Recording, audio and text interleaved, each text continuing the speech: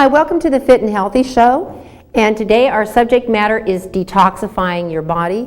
The last two shows we've been reviewing chronic pain and the causes and some of the supplements that can help with chronic pain.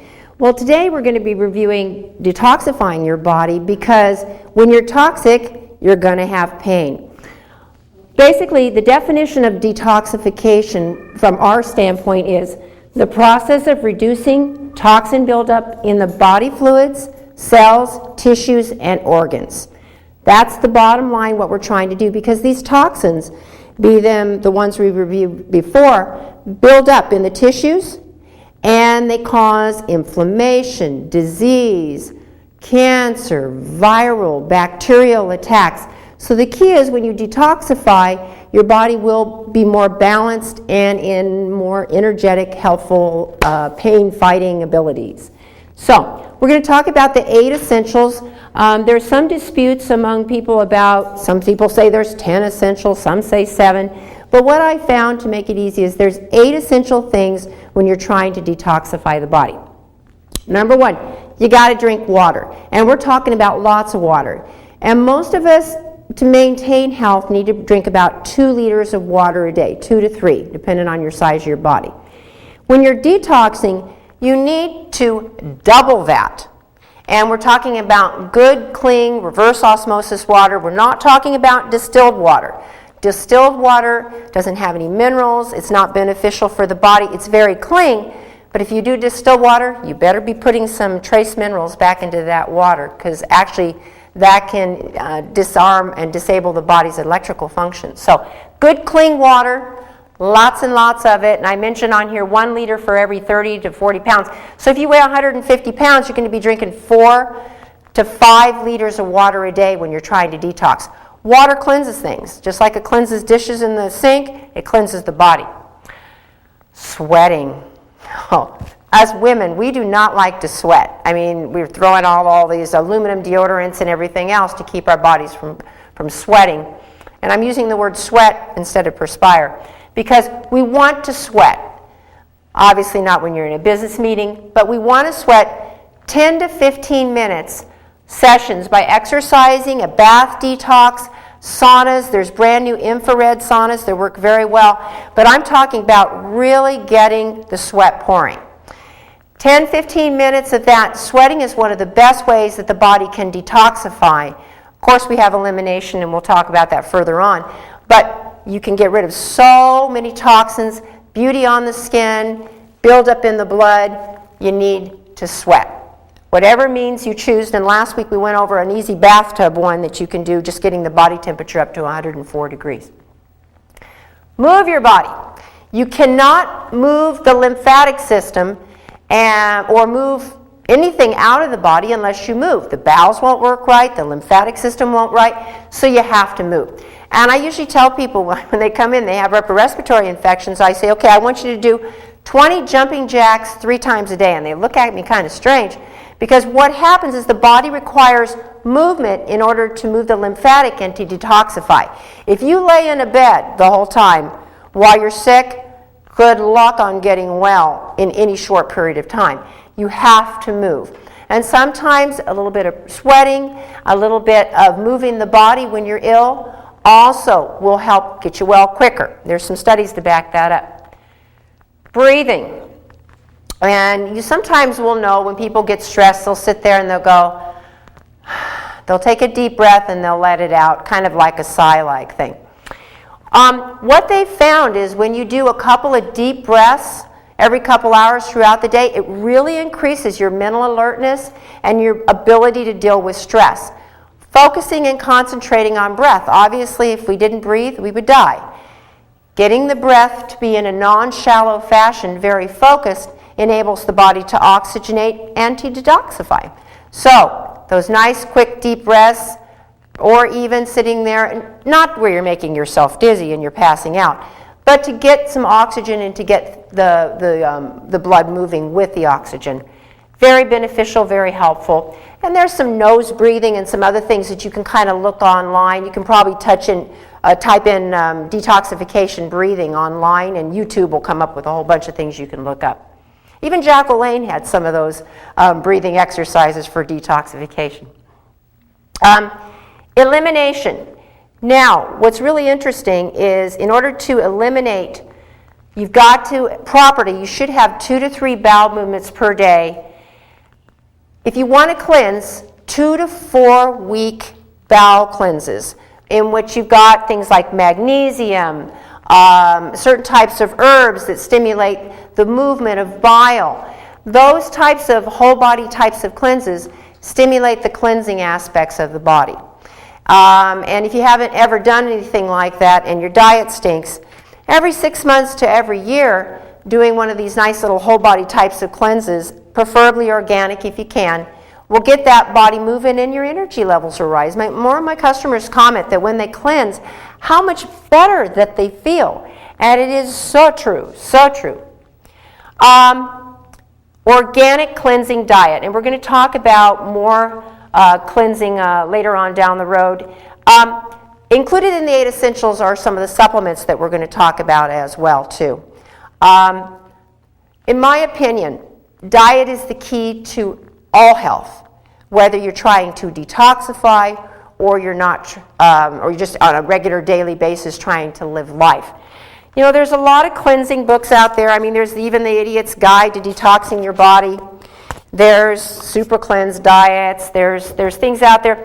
And there's got to be a sense of reason about these. I've seen some of them are fasting cleanses, and they're very, very, very fancy. They're detailed. You got to drink so much maple syrup and all of this kind of stuff. And you know what? I think simple is always best. And with my own self, simple is always best because it's easier that way to remember. So there are questionnaires and books that you can get on cleansing. There's, like I said, lots of books that can find out how toxic you are and perhaps maybe the areas that you might require some additional cleansing in. Simple things like, do you brush your teeth every day? If you don't, you're going to be more toxic. Seriously, I know most people are like, whoa. Do you wear cologne or perfume? Yes, they're full of toxins and the chemicals that they use in those colognes and perfume. So there's a lot of things that that contribute to toxic or the toxins in our body, and we can kind of go through, and a lot of these books have little questionnaires you can go through, which can be very helpful. Most of the research that I found, number one, on the detox diets, were you've got to alkali the diet. Okay. Most people say, I don't like fruits and vegetables, and I'm like, well, good luck on detoxing, because to be honest with you, there isn't anything better than vegetable juices or vegetables to detox the body. Now, I'm talking about organically produced ones, not ones that are picked from the field that are full of chemical, organophosphates, pesticides, all this wonderful fertilizer crap, chemicals that are in our body that DuPont likes to spawn off on everybody that are slowly killing us and making us toxic, affecting our hormones, our abilities to learn, all these things. When you're toxic, you don't function at your peak level, nor will you feel well. So, alkaline diet. Now, you can punch in alkaline diets. You can get books for alkaline diets. But basically what that means is you want a pH level that is alkaline. Now, there's acids and there's alkalines. And hopefully you remember from high school. Ha, ha, ha. You're probably saying you should listen better in high school to your chemistry and biology teachers. But the body needs to maintain a 7.35 pH in the blood. And so therefore you need to eat alkali-producing foods. And French fries and soda and junk food are very, very acidic. Artificial sweeteners, the most acidic thing that you can do on the list. So what you're looking for when you're trying to detox and on a daily basis, organic vegetables, and preferably when you're detoxing, no starchy carbs and no meat. And I don't care whether you're an O blood type, A blood type, B blood type, no meat. You need to do plant source proteins. You can do beans. You can do tofus if those agree with you. You can do all organic once again. Vegetable proteins. Meat takes an awful lot out of the body and a lot of enzymes to break down. And what we're trying to do on this detoxification is give your body a little bit of rest and to kind of treat it really nice, to show that you kind of care about it. In my case, I call it the temple of God. because it won't function well unless I treat it well. So you're going to avoid all the junk food, soda, coffee. Oh my gosh, makes you very, very acidic. And I know most people say, well, I need my coffee to get going in the morning. You know, 3 weeks ago, no more coffee for me. My energy levels have spiked tremendously. I don't require the caffeines anymore in the afternoon. I'm there. My energy levels are up. I'm sleeping better, everything. So from a detoxification standpoint, excessive amounts of caffeine, be it from coffee or from soda, I would dispose of that if you want your energy levels to feel better. And then starchy carbs, those sticky things that kind of glue and stick together, you want them out of your diet, because obviously they're going to be gooey and starchy in your bowel as well, and they're going to block your body's ability to detoxify. Drinking cleansing teas. You can buy detox teas. There's some of them that are strong every day. There's everyday detoxes, and there's stronger ones that you can do for actual cleansing. Those are helpful. And this is the next one is kind of an old-fashioned remedy, and that's to take a couple tablespoons of lemon juice in about 8 to 16 ounces of water, and I mean, you can do a teaspoon or a tablespoon, preferably fresh, in warm water, first thing in the morning. If you want something to alkali your blood and get you going and feel better and help with detoxification, this is definitely helpful. It breaks down fat, it aids digestion, it helps flush out the liver. Just simple, fresh, warm lemon water in the morning. An easy routine to do. You can even add a tablespoon of your Bragg's apple cider vinegar in there to help alkali the blood and aid the digestion as well. Now, when we're talking about supplements, I already kind of addressed the organic whole body cleanses. And those you can get in any good health food stores, and any good competent person in a store can help you get through that. But there are certain, and mind you, I don't have very many up here, certain things that you're going to want to look for when you're detoxifying. The whole body cleanses. There are also cleanses that will work specifically for parasites. There are cleanses that will work specifically for candida and for yeast. So if you have those issues, you can first of all do a whole body cleanse, do some of the alkaline detoxifying fruits and vegetables, just lots of good organic greens and oranges and all the good wonderful stuff. And then you can, when you're done with those types of cleanses, you can specialize and hit with parasites and yeast.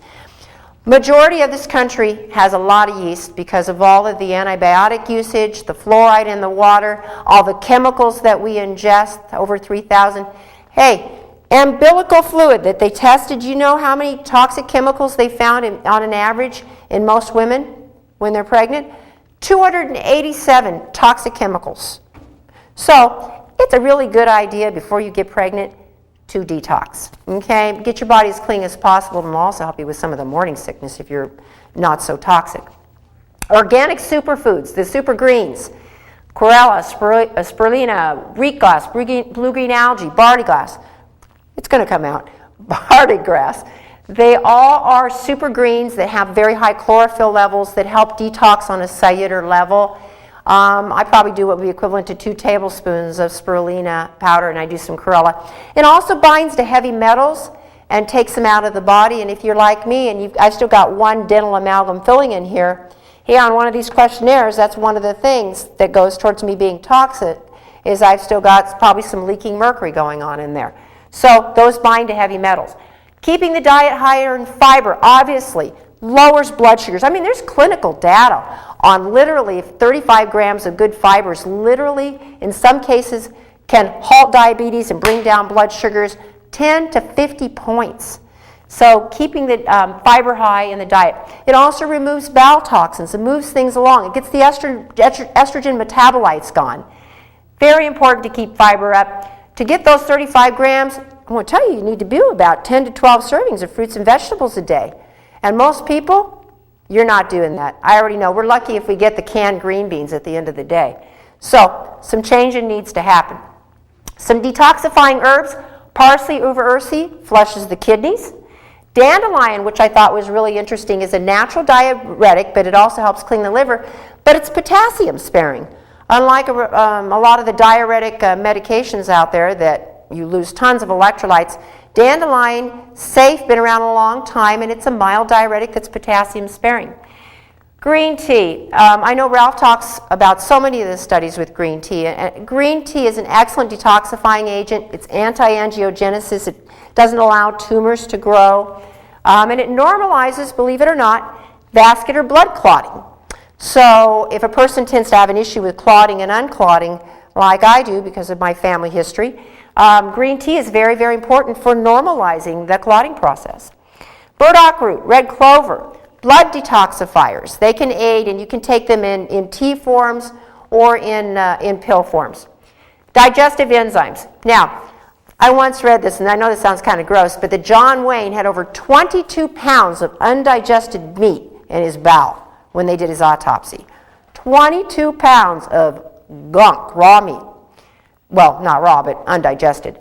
Digestive enzymes help break down in the detoxification process. A lot of these foods that your body just held on to and just couldn't break down, and they just kind of sat there in a tar-like substance, and they're sitting there, making you have the nice little bulge.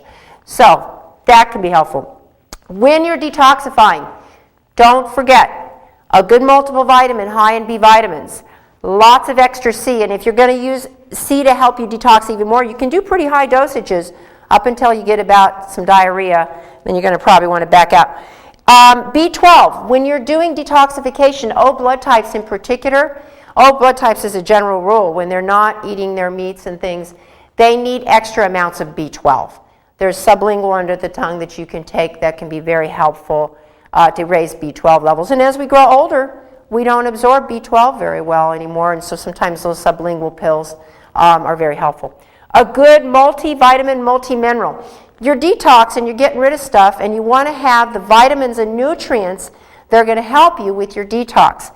Adding that, and then to top it all off, your good bacterias. Because when you cleanse and you get all the stuff out of there, you got to put stuff back in there so it all doesn't happen again. So what we like to do is get the good bacterias up, aid your digestion, keep the immune system up, finish off the detox. Next, we're going to be moving on to the fitness portion of our show. Thank you very much.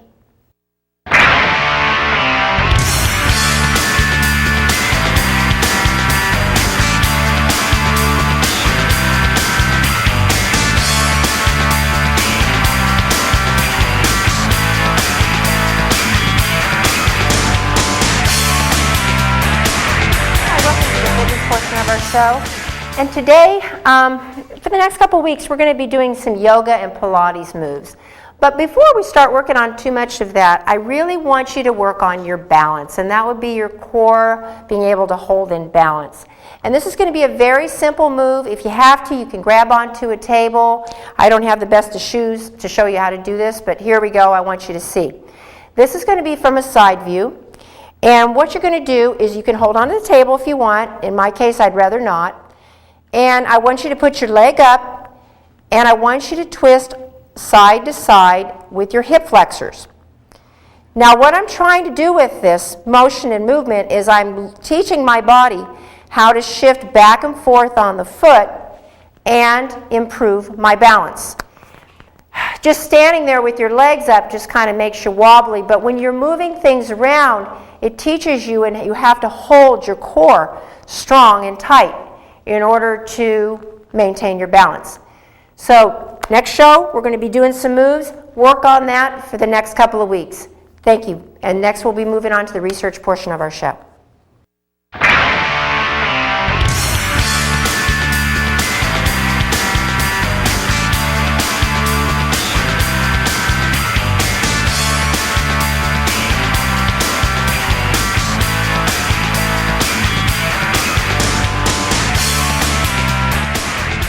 Hi, welcome to the Fit and Healthy Newsroom, and our research analyst, Ralph Turchiano's got some information for you. Here we go. Thank you for the intro. Remember many years ago how basically hormone replacement therapy was the king of prescription treatments? It was still the #1 prescribed thing out there.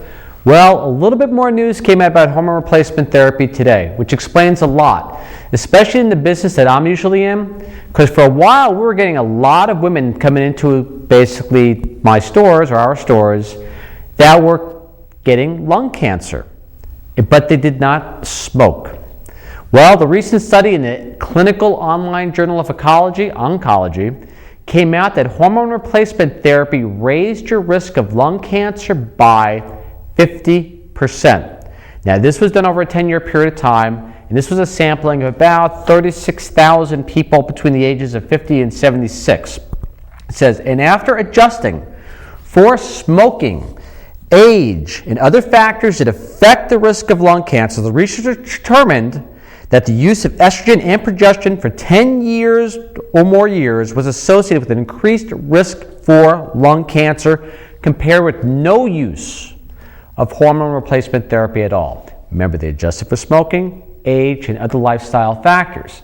So it's a clean study as they possibly can get, and they got that result at about an additional 50% increase, regardless of smoking or not. That explains a lot. That's why I wanted to introduce it into the show. After that, one of my favorite supplements. There's a disturbing estimate here. They now say about 1 in 10 adults suffer from kidney disease. 1 in 4 adults suffer from hypertension. So a lot of them are taking medications, especially one called Rimipril. Well, one of my favorite supplements is called pine bark. Well, they did not do the study on pine bark by itself compared to Rimipril, but they added pine bark, and sometimes called pycnogenol, as an adjunct to Rimipril. And this was done at Guido Annunzio University in Italy, where they studied the individuals. They looked at Rimipril by itself as far as reducing blood proteins, which is important in a person that has kidney disease. Well, by itself, the average person with 89 milligrams of urinary protein over a 24-hour period of time on Rimipril was decreased down to 64 milligrams over a 24-hour period, which sounds decent, but still not good enough for health. When they added the pine bark extract, this medical adjunct, what they discovered, it went down to 39 milligrams over a 24-hour period of time. In addition, lowered the systolic and diastolic, and basically your blood pressure as a whole, and also C-reactive proteins on top of that. So pycnogenol may not be a bad thing on its own as preventive in this case, just in case there's a suspicion of a kidney disorder or hypertension going on. But again, it's one of its new things it's shown to work with in combination with the medication, really enhance the treatment. However, though, I would have liked to see what pine bark did on its own without the medication, to see if the medication was even required at all. Then now, another popular subject, gluten intolerance. Many people are becoming gluten intolerant. Well, this research was done at the Academy of Finland's Research Program of Nutrition, Food and Health, otherwise known for short, Elvira. What they discovered was this. Gluten intolerance is hereditary to some aspect, no doubt about it. But many people have the genes which cause gluten intolerance, but they may never become gluten intolerant. What they said was, quote, the genes that predispose the people to gluten intolerance are very widespread in the population. And as a result, they are only a minor part of the explanation for a way in which gluten intolerance is inherited. So what they came out with is they were looking at it and they found that viruses can trigger gluten intolerance. So the trick now is to find out which virus causes that. Now they didn't say which ones do it, but it gives an added window. And on top of that, they said the only treatment right now for gluten intolerance today is to maintain a gluten-free diet. Whole other subject you may want to research on your own. But if you don't, be prepared for a whole world of hurt and inflammation inside the gut. And now for another famous one. Now, if you're an athlete, or let's say you're not even an athlete, let's say you're a young kid, adult, you go into the gym trying to build muscle, let's say even trying to lose weight, and you want to get your body fat down and your lean muscle up. Well, when the number one supplements for this action, or for this to get these results, ironically, is vitamin D again. What they did, and this is the weird part about it, this was in the 2010 Journal of Clinical Endocrinology and Metabolism. They just took kids in California, of all places California. They found out still to this date, with all the information in regards to vitamin D being out there, 59% of the people were still deficient in vitamin D. Ironically, even a smaller group of that, about a quarter of that group, was clinically severely deficient, meaning 20 nanograms per liter of blood of vitamin D. That is really bad, especially in today's world. What they did is they looked at it. When they saw low vitamin D levels in the blood, it directly correlated with increased fat mass in the muscle. Much like how you look at a piece of meat and you see all the marbling and all the fat in there, that's exactly what happens to the body. They didn't try to speculate why it did, but it did. They also noticed that low vitamin D levels directly were related to basically visceral fat, especially around the midsection itself. So, for anybody looking at an exercise program, a diet program, really the first place you should check is boost your vitamin D levels. It's worth a shot, it's cheap, and it's something you require for long-term health. And now to another one. Papaya made the news, and this comes in regards to cancers. This was in the February 17th issue of the Journal of Ethnopharmacology. They took papaya tea, just papaya tea by itself, and they exposed it to certain cancer lines, 10 cancer lines per se. And this is what they said. Colleagues in Japan documented papaya's dramatic anti-cancer effect against a broad range of lab-grown tumors. Keep in mind, this is not an animal or human yet, but they found out that the papaya itself basically caused the cancer cells and tumor cells to die on their own without, they said, having any toxic effect on normal cells, avoiding the common and devastating consequence of many other cancer therapies themselves. So, also papaya had incredible inflammation and autoimmune disease effects as far as reducing it, especially through the production of something called Th1 cytokines. So, when in doubt, papaya is not a bad adjunct to that diet after all. If someone's concerned about cancers and tumors, you know what? Simple thing to add. And now, back to bisphenol A. The reason I wanted to save a little bit of time for bisphenol A is for one main reason: I want it out of our environment, period. As scrolling the headline, this came from Yale School of Medicine. Exposure to BPA may cause permanent fertility defects, the researchers found. They said, quote, this common component of plastics in bottles, plates, you name it, causes permanent abnormalities in the uterus of the offspring, including alterations in their DNA. This is the March issue of the Journal of Federation of American Societies for Experimental Biology. They also found that mice exposed to BPA as a fetus had an exaggerated response to estrogen as adults. Long after the exposure, the genes were permanently programmed to respond excessively to estrogen. I mean, now we look at this. How many more warning signs do we really need on BPA to actually permanently alter the genetics of our entire country because we're too lazy or too economically bound not to find a better solution?